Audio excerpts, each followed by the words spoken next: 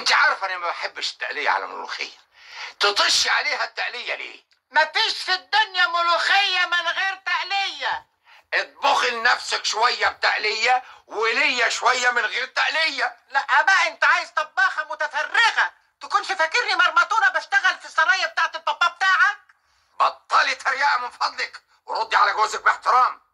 التقليه بيبقى فيها سمن وبصل وتوم، والدكتور منعني من الحاجات دي لانها قاتله. تكونيش عاوزه تقتليني بالبطيء. ليه؟ هو مفيش سم؟ ثم السطور ماله السطور؟ سفاحه مفتري.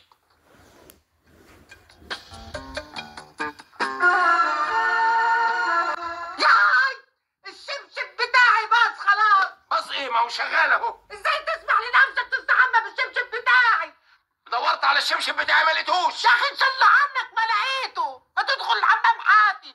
هو انت ما تدخلش الحمام الا بالشبشب؟ سلوى كمان ايه الحكايه المره دي؟ لازم يفهم ان انا انسانه ليها شخصيتها واعتبارها. ايوه طبعا، سلوى هانم ليها شخصيتها ومن بره. وانا كمان من حقي كزوج اعرف هي خارجه رايحه فين ولازم تاخد اذن مني كمان قبل ما تخرج.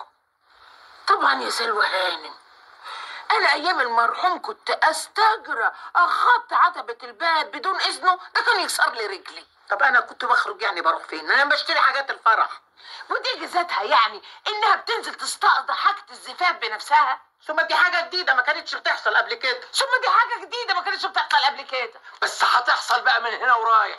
لازم اعرف هي خارجه ليه ورايحه فين وهترجع امتى بالساعه والدقيقه والثانيه. عنده حق يا سلوى، مش هو الراجل؟ ما ترسلك على بر يا ست انت. ايه ده؟ ايه ليه وانا تلميذه مراهقه؟ ولا الحكايه حكايه تحكم وبس؟ الله، انت معايا ولا معاها؟ بيخاف عليك يا ست سلوى. قولي لها. بيخاف عليك لحد يعكسك في السكه بالليل. تفتكريه؟ طبعا، ما دام بيغير عليكي يبقى بيحبك. بغير عليها ده ايه وبحبها ده ايه؟ واحنا هنعيده من تاني؟ الحكايه كلها ان انا بخاف لحسن يجي لها ذهول فجاه ولا فقدان ذاكره وهي في الشارع، ودي حاجه بتحصل للانسان لما يكبر ويخرف. صح، وانت بتخرفي. بقول لك طلقني.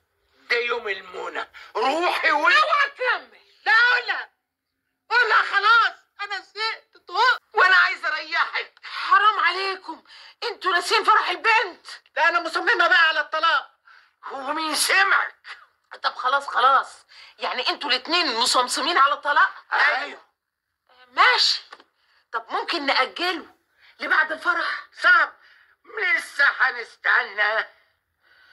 معلش، عشان خاطر البنت الغلبانه اللي ملهاش ذنب دي. لا انا مش هقدر اقعد معاه ولا اشوف وشه بعد ما قال عليا ان انا بخرف. ولا انا. طب انا عندي الحل. ممكن تبعدوا انتوا الاتنين عن بعض اليومين دول. طب قولي لنا ازاي؟